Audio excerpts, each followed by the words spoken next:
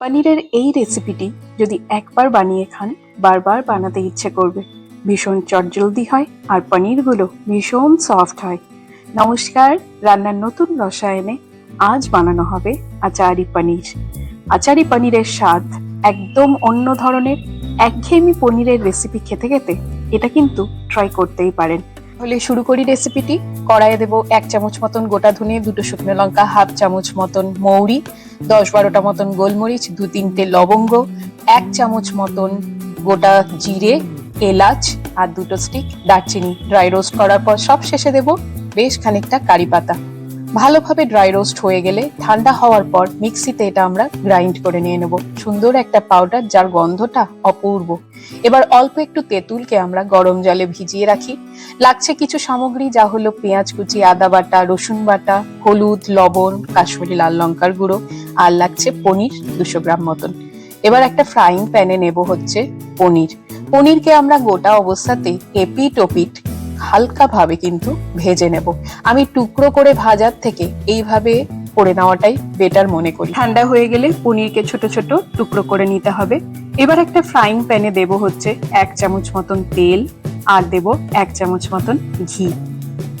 ঘি গরম হয়ে গেলে এর মধ্যে দেবো 1 টিস্পুন মতন গোটা জিরে আর শুকনো লঙ্কা। ফোড়নটা ভাজা হলে 2টো মাঝারি সাইজের পেঁয়াজকে কুচি করে নিয়েছিলাম সেটা এর মধ্যে দিয়ে হালকা গ্লসি অবধি ভাজতে হবে।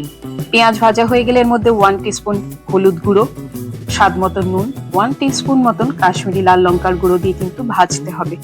দেখুন রংটা কি দারুণ বেরিয়েছে। এখন 1 টিস্পুন আদা বাটা, 1 টিস্পুন রসুন বাটা দিয়ে ভালো করে মশলাটাকে কিন্তু কষিয়ে নেব যাতে কাঁচা গন্ধটা চলে যায়। এখন এর মধ্যে দিতে হবে আমরা যে ড্রাই রোস্ট করে রেখেছিলাম মশলাটা, সেটা মোটামুটি 2 চামচ মতন, মানে 2 টেবিল স্পুন মতন।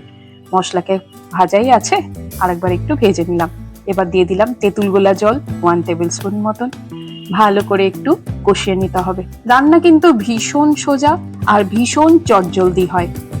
দেখুন তেঁতুল দিয়ে আমরা কিন্তু বেশ খানিকক্ষণ এটা নাড়াচাড়াও হয়ে গেছে। যেহেতু টক করেছে তাই জন্য এর মধ্যে দিয়ে দিলাম 1 টিস্পুন মতন গুড় না হলে চিনিও দিতে পারেন। টক ঝাল মিষ্টি এই রান্নাটা, তবে আমি বলবো মিষ্টিটা নিজেদের স্বাদ বুঝেই দেবেন। এখন কেটে রাখা পনিরগুলো দিয়ে মশলার সাথে ভালো করে কিন্তু নেড়ে চেড়ে নিতে হবে। চ্যানেলে দেখানো রান্নাগুলো ভালো লাগলে অবশ্যই লাইক, শেয়ার, কমেন্ট করে পাশে থাকবেন। আর রান্নাটা কেমন লাগছে সেটাও কিন্তু কমেন্ট করতে ভুলবেন না। এখন দিয়ে দিলাম 2টো কাঁচা লঙ্কা চিড়ে আর বেশ খানিকটা ফ্রেশ কারি লিভস। কারি পাতার গন্ধটা আমার ভীষণ ভালো লাগে, তাই মশলা ড্রাই রোস্টের সময় একটু দিয়েছি, এখনো একটু ফ্রেশ কারি পাতা দিয়ে দিলাম। ব্যাস, রান্না তো প্রায় কমপ্লিট। এখন অল্প একটু দেব গরম জল কিন্তু বেশি দেব না, জাস্ট 4 থেকে 5 চামচ মতন আমি কিন্তু গরম জল দিলাম। আর হালকা নেড়ে চেড়ে নিলেই রেডি আজকের আচারি পনির রেসিপিটি।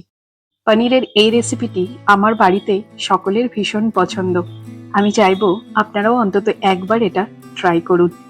রেসিপিটি কেমন লাগলো অবশ্যই কিন্তু কমেন্ট করতে ভুলবেন না। আর এইটা সবকিছুর সাথেই ভালো লাগে, রুটি হোক বা পরাঠা বা স্টিম রাইস কিংবা জিরা রাইস, সবকিছুর সাথে চমকদার লাগে। আজকের মতন এখানেই শেষ করলাম। ভালো থাকবেন, ধন্যবাদ।